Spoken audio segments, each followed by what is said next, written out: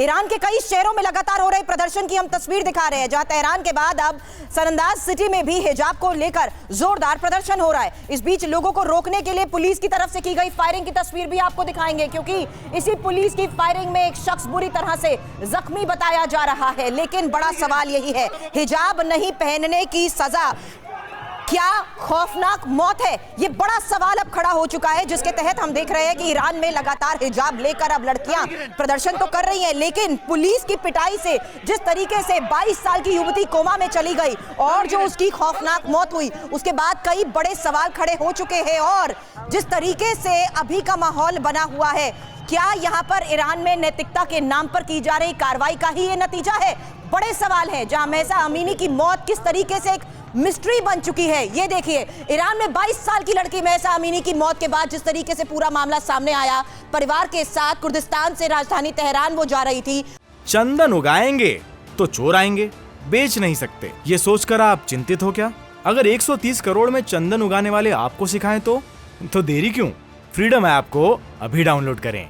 और बड़ी बात यह है कि अपने रिश्तेदारों से मिलने के लिए जिस दौरान महसा यात्रा कर रही थी, उसके बाद यह मामला सामने आया कि रास्ते में ईरान की मोरालिटी पुलिस ने महसा को गिरफ्तार कर लिया और मॉरल पुलिस ने ड्रेस कोड उल्लंघन के मामले में महसा की ये गिरफ्तारी की थी। अमीनी गिरफ्तारी के कुछ घंटे बाद ही जिस तरीके से कोमा में चली गई, वो एक बड़ा सवाल था, क्योंकि पुलिस पर महसा को टॉर्चर करने के आरोप लगे और टॉर्चर करने के बाद वो कोमा में गई और उसके बाद उसकी सांसें थम गई। मौत पर सवाल उठे। पुलिस बोली महसा को दिल का दौरा पड़ा था। अब पुलिस महिलाओं के लिए सख्त ड्रेस कोड लागू कराने के लिए जिम्मेदार जिस तरीके से बताई जा रही है, वो एक बड़ा सवाल है। महिलाओं ने चेहरे से हिजाब उतारकर अब विरोध प्रदर्शन शुरू कर दिया है, वो तस्वीर आपको हम दिखा रहे हैं। लेकिन प्रोफेसर सतीश, अब क्या आपको ये लगता है कि ईरान में इस विरोध प्रदर्शन के बाद भी हालात और हकीकत में कोई बदलाव देखने को मिलेगा?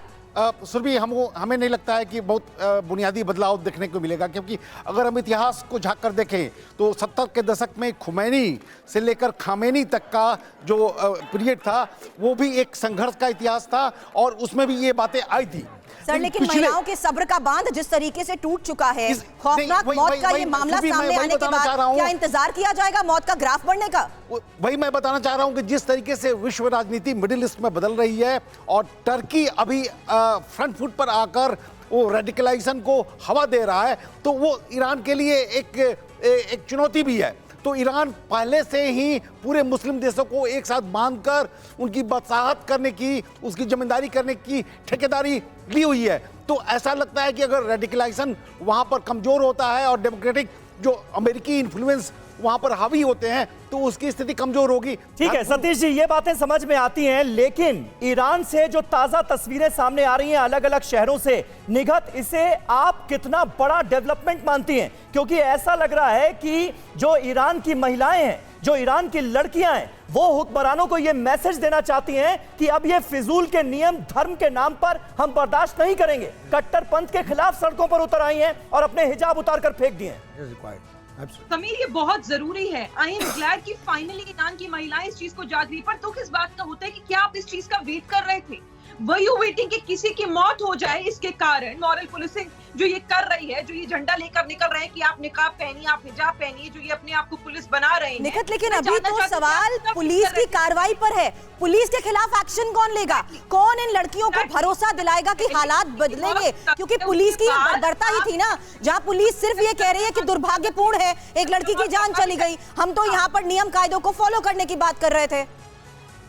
चलिए, निखत का संपर्क हमसे टूट गया है। एसपी सिन्हा साहब रिएक्ट करना चाह रहे हैं। ये जो कट्टरपंथी ताकतें हैं और जिस तरह से मिसयूज किया जा रहा है, इस कट्टरपंथ को आगे बढ़ाने की कोशिश की जा रही है इस तरह के नियमों के खिलाफ, जिसमें आप ये जबरदस्ती तामील करना चाहते हैं नियम की कोई भी लड़की, चाहे उसकी मर्जी हो या ना हो, वो हिजाब पहने जरूर, वरना उसके खिलाफ कार्रवाई हो जाएगी। देखो समीर, पहली बात है कि जिस तरह से महिलाएं ईरान में विद्रोह कर रही हैं, इसका मतलब हिजाब के कॉन्सेप्ट को वो चुनौती दे रही हैं, वो एक्सेप्ट नहीं कर रही हैं। पहली बात चुनौती है। पहली बात। दूसरी बात, कुरान में कोई रेफरेंस नहीं है हिजाब पहने का। तीसरी बात, कुरान मोहम्मद प्रॉफिट के जो एक्चुअल डिसीडेंट्स हैं, एक राजा हैं मिडिल ईस्ट में, उनकी 4 बीवियां हैं, वो तो हिजाब नहीं पहनती।